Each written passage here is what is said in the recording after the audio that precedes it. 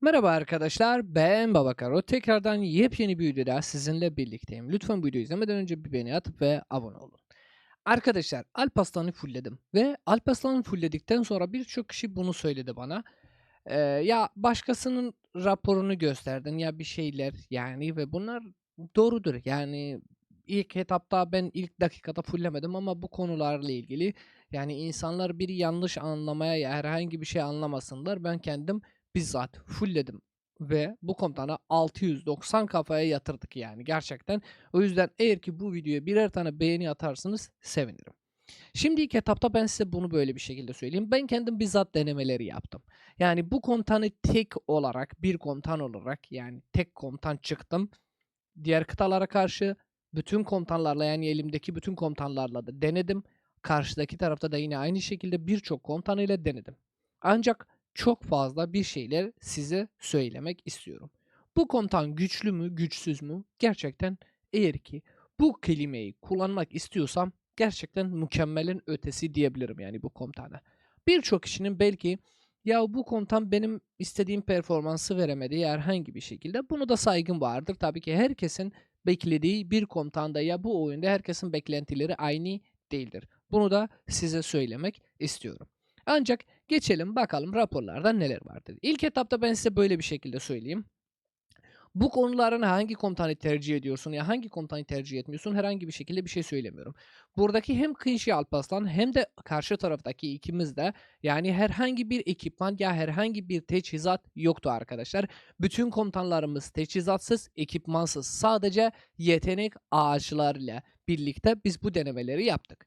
İlk etapta böyle bir şekilde ben Kıyışı Alparslan tabii ki çıktım ve arkadaşım da Kıyışı Jugliang çıktı. Yani ikimiz de 50K 50K ve tamamen açık alanda yani bu denemeler yapıldı. Arka Full bile değildir arkadaşlar. O yüzden 50K 50K yaptık. Burada 50K ile yani yüzde şanslarımız vardı Alparslan'da. Böyle bir şey size söyleyebilirim. Gerçekten mükemmel raporlar aldık. Yani burada Kinshi Alparslan Kinshi Juliang'ın içinden resmen olarak geçti arkadaşlar ve çok daha üstün bir performans gösterdi.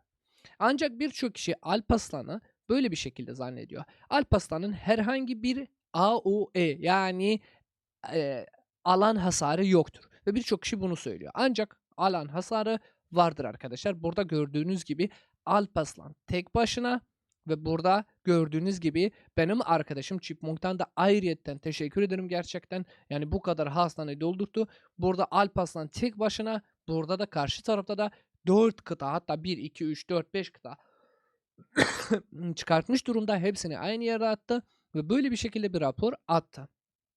Alparslan'ın iOS'i şey gibi değildir yani Guan Yu gibi herhangi bir şey değildir.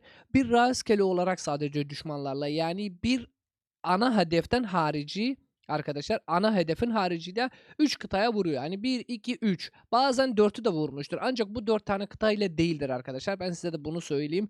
Çünkü dördüncü kıta bazen rastgele giriyor. Yani 3 kıtaya muhakkak veriyor bir kıtadan harici ve bu kıta rastgele oluyor. Buradan da arkadaşım yanlışlıkla tabii ki buradan da vurmuştur. Yani size söyleyeyim buradan da tamamen düzgün bir şekilde görebiliyorsunuz. Alparslan tek başına Santuz'u vardır. Karşı tarafta Kenshi Juliang 47K. Buradan da Arthur Philip vardır 45K. Buradan da Hugo Bing Joanna Fark vardır ve buradan da Gam Gam Achilles vardır. Ve gördüğünüz gibi Alparslan tek olarak da yani alan hasarı vuruyor. Jugliang gibi düşünebilir, Jugliang diyorum. Kenshi gibi düşünebiliriz arkadaşlar. Bunu da size söylemek istiyorum. Ancak burada raporlara tekrardan geçelim. Yani bu komutanı fulllemek istiyorsanız muhakkak tek kıta oynuyorsunuz ya iki kıta bunu da sonunda söyleyeceğiz. Raporları görelim. Burada Kenshi, Alparslan, Kenshi Jugliang'ın gerçekten içinden geçti. Yani bunu resmen olarak söyleyebiliriz arkadaşlar ve tamamen ben kendim yaptım bunları.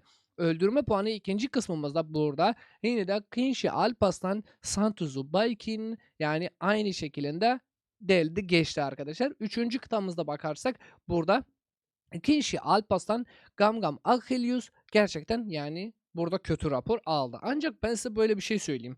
Bazı komutanlarda gerçekten de ekipmanda fark vardır yani. Gam Gam'ın ekipmanı yoktur. Bende de ekipman yoktur. Ancak Kenshi'nin bir ekipmanla birlikte gerçekten çok çok daha güçlü hale geliyor yani. Ve arkasında da Alparslan olduğu halde çok daha sağlam bir raporlar alabiliyorsunuz. Diğer kısmımızda bakarsak burada Kenshi Alparslan Burada Kınşı Alparslan Arthur Pendragon Akelius'un da tabii ki böyle bir şekilde bir rapor aldı. Arthur Pendragon Akelius böyle bir şekilde tabii ki kaybetmiştir. Ancak burada çok nadir bir soru vardır. Peki burada daha fazla bir ağır yaralı almıştır Kınşı Alparslan. Ancak niye böyle bir şey oldu? Alparslan'ın vurduğu arkadaşlar yani istatistiklerden gördüğünüz gibi burada leşler vardır. Kınshi'de leşler 8.000. Buradan da mesela leşler 28.500. Yani Alparslan'ın buradaki gördüğü leşler ya iyileştirmesi de vardır. Hem iyileştirme vardır Alparslan'da hem de leşi vardır. Yani becerilerde gördüğünüz gibi arkadaşlar çok sağlam bir şekilde dördüncü becerisinden gördüğünüz gibi hasar faktörü vuruyor ya. Burada mesela. Burada 4375 leş almıştır ve buradan da birinci becerisiyle 24.125 bin bir leş almıştır arkadaşlar. Alparslan burada faktörü gösteriyor. Yani hızlı bir şekilde deliyor. Bir komutan ben bir komutanı niye fullüyorum ya hatta niye Arthur Pendragon Akelius ben kullanıyorum. Arthur Pendragon Akelius'un kırılgan olduğu hali biliyorum ben. Arthur Pendragon kırılgandır tabii ki ancak çok fazlasıyla da leş kasıyor. Buradan da Kınşı Alparslan'ın böyle bir rapor aldığında çünkü Alparslan inanılmaz bir şekilde hasar vuruyor arkadaşlar. Burada dördüncüye kısma geçersek burada yine de biz böyle bir şekilde kullandık. Kınşı Alparslan karşı tarafta da 4 tane kıtasını çıkarttık. Ve burada Kınşı Alparslan yani raporu 3K'ya 11K'ya kadar bir çıkarttık arkadaşlar. Sonra da birçok kişi diyordu ki Alparslan'ın herhangi bir alan hasarı yoktur. Alan hasarı buradan da tamamen görebiliyoruz arkadaşlar. Yani burada bir arkadaşım tabii ki bana vurdu. Buradan alan hasarı da görebiliyoruz. 8377. Yani bu komutanın alan hasarı da vardır. Ancak alan hasarı Kınşı gibi, Julian gibi yüksek bir seviyede değildir. Ondan sonrası benim bir Hermen'le kullandım arkadaşlar. Alparslan Hermen kullandım arkadaşlar ve böyle bir rapor aldım. Yani 6993 5897. Ancak bu rapor gerçekten gerçek bir rapor değildir. Bunun nedeniyle benim Hermen'im full değildir arkadaşlar ve burada Hermen'in full olması gerekiyor yani. Bunu da size söyleyeyim çünkü debufflar buradan yaratıyor arkadaşlar. Ancak ben yine de 5-5-5-3-1 Hermen'le birlikte Alparslan Santuz'u Bayki ile denedim ve böyle bir rapor aldık. Yani raporun tamamına da bakarsak 6000-5800. Burada yine de Alparslan'ı Budika ile birlikte tabii ki denedik ve Alparslan Budika'da böyle bir şekilde bir rapor aldı. Yani 8300 7400. Yani buradaki gördüğünüz rapor gerçekten hiç kötü değildir ve buradan da gördüğünüz gibi yani alan hasarından harici burada Swarm yemişiz neredeyse 2 kıtayla. O yüzden böyle bir şekilde bir rapor aldı. Ancak ondan sonrası Alparslan YSG ile denedik. Alparslan YSG bambaşka bir deneme oldu. Bunun nedeniyle Gamgam Achilles ve bunun nedeni de tamamen bir YSG'dir. Yani Alparslan kendisi hem buff'ları ve debuff'ları vardır arkadaşlar. Bunu ilk etapta size söyleyeyim. YSG de buradan dördüncü becerisiyle birlikte yani buradaki her ne kadar da biz güçlü bir şekilde demesek de eskidir YSG ama burada Muza buff'ı ile birlikte YSG güçlü bir hale geldi. Alparslan da dediğim gibi çok hızlı bir şekilde iş bitirici olduğu için yüksek bir hasarda vuruyor. Buradan da YSG'nin beceri hasar bonusu dördüncü becerisi de %50 beceri hasar bonusu vurduğunda gerçekten inanılmaz bir iş çıkartıyor. Bunu da size söylemek istiyorum. Tekrardan burada geldik. Alparslan tabii ki Kenshi Juliang'ı kullandık arkadaşlar ve Kenshi Juliang da Santuzu Bayki ile yani böyle bir rapor aldı arkadaşlar. Gördüğünüz gibi burada raporlarımız bellidir. 5400, 18600. Kenshi Juliang gerçekten mükemmeldir. Yani bunun üzerine ben herhangi bir sözüm yoktur. Eğer ki ben tek kıta oynuyorsam burada şu an Kenshi Juliang'ım varsa Alparslan'ın fullemeye bir değer var mı değmez mi? Bunu tamamen ilerideki zamanlardan görebiliyoruz tabii ki. Ancak gerçekten de Kenshi Juliang da buradan böyle bir rapor aldığını fark ettiyseniz 5400, 18600 yani. Burada böyle bir şey vardır.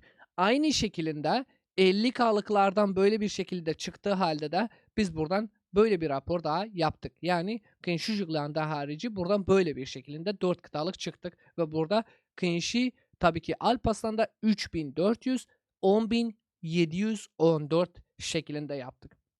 Ve buradan da eğer ki tek kıtalı yani tek kıtalı bir şekilde ben tek kıtayla vurdum sadece Santuz'uyla vurduğum halde de böyle bir rapor aldım. Ancak bunun nedeni daha az Yani daha az ağır yaralı vermiştir düşmana, daha az da ağır yaralı almıştır tabii ki. Bu sebebi vardır. Ancak bunun nedeni de çok bellidir. Hızlı bir şekilde karşı tarafı yani düşmanı eritiyor. Hatta düşmana böyle bir şekilde şaşırtıyor neredeyse. Diyeceksin ki şimdi ben mi kazanacağım, o mu kazanacak? Alparslan'ın vurduğu becerilerden gerçekten bir fark yaratıyor. Yani burada istatiklerden gördüğünüz gibi ki burada Kinshi mesela 6400 leş, 6400 leş, 6500 leş. Yani toplam 18.000, 19.000 hadi diyelim 20.000 bir leş almıştır. Ancak buradan da Alparslan'ın aldığı leş 31.400 buradan gelmiştir arkadaşlar Alparslan'dan. Yani burada gördüğünüz 6545, 6545, 6545 ama burada 31.000, 21.000, 10.000 bir leş Alparslan'da alınmıştır. Aynı şekilde buradan geçersek istatistiklerden burada gördüğünüz gibi 12.000, 12.000, 12.000 ve buradan da gördüğünüz gibi Julian'da 18.000, 12.000, 5.000 arkadaşlar. Yani bu komutanların farkları buradan rahat bir şekilde gördünüz. Zhuge Alparslan'da kullandık arkadaşlar. Zhuge Alparslan hiçbir şekilde iyi değildir ve hiçbir şekilde de önermedim. Yani her ne kadar da Gamgam Akıllısı delse bile ancak burada gördüğünüz raporlar sadece Zhuge yani sayesinde ve Alparslan'ın sayesinde olmuştur. Yani çünkü alan hasarı vardır. Sonraki komutanımızda buradan gördüğünüz gibi bir Suarm yedik 100k ile arkadaşlar 100k. Kinshi Alparslan'da yaptık arkadaşlar ve buradan da 16.714 14.000. Aynı şekilde rapor yapacaktık ancak zamanımız olmadı. Şimdi bunların ben bütün raporları gösterdim. Eğer ki ben tek kıta bir okçu oynasam şu an diyelim ki Zhuge yok. KK1'de bitirdim arkadaşlar. Kenshi kesinlikle muhakkak Kenshi bir komutandır ve bu komutan fullenecek. Ancak benim bir değerim var. Şu an ben böyle bir düşüncede sahibim. 2024'ten gelen bir komutandan bahsediyoruz burada. Kenshi, Zhuge Liang gerçekten mükemmeldir ve 2024'te ben fulllemişim yani bu komutanı geldiğinden ben direkt hemen fullledim Kenshi, Zhuge ve kullandım. Sağlam bir şekilde 46.683.000 bir leş kasmıştır. Ve gerçekten mükemmeldir. Yani sizin Kenshi Jugliang'ınız varsa boş boşuna Hermen'e bile Hermen'e diyorum. Alparslan'ı geçmenize bile bir mantığı yoktur aslında. Ancak böyle bir şey vardır. Benim yani alan hasarla fazla KP kasıyorum. Yani Kenshi Jugliang gerçekten iyi bir KP kasıyor. Ancak ben gerçekten iş bitirici olmak istiyorum. Yani bir kişiye odaklandığımda onu bitirmek istiyorum. Çok sağlam bir şekilde vurmak istiyorum. 10 saniye açık alanda durmasın düşman istiyorum. Kenshi Alparslan olacak. Şimdi benim tek kıtam vardır arkadaşlar. Juglang'ım yok. Herhangi bir şekilde Juglang'ım yok. Kenshi'yi fullliyorum. Arkasında bir Alparslan koyuyorum. Rahat bir şekilde açık alana gönderirim. Gönül rahatlığıyla kullanırım. Ancak Kenshi Juglang'ım vardır. Bunu da rahat bir şekilde kullanabiliyorsunuz ve gördüğünüz gibi zaten biliyorsunuz bunu. Kenshi Juglang bir tık daha Kenshi Alparslan'dan daha kırılgandır. Alan hasarı ancak üstünlüğü vardır Juglang'ın Alparslan'a göre yani. Bunu da size söylemek istiyorum. Tek kıta oynamak isteyen yani siz bir free to play'siniz, az para harcayan oyuncusunuz ya her neysiniz bilmem. Bu tamamen sizin kararınızdır. Ben tek kıta okçu oynamak istesem Kenshi Alparslan yapıyorum. Kenshi Jugliang'ım varsa Kenshi Alparslan yapmıyorum. Ancak iki kıta okçu oynamak istiyorsam muhakkak Kenshi Jugliang ya Kenshi YSG ve arkasına da ikinci komutanımızla da tabii ki Alparslan Hermen yapıyorum. Ve bu ikili gerçekten çok iyidir. Şimdi karar böyle bir şeydir.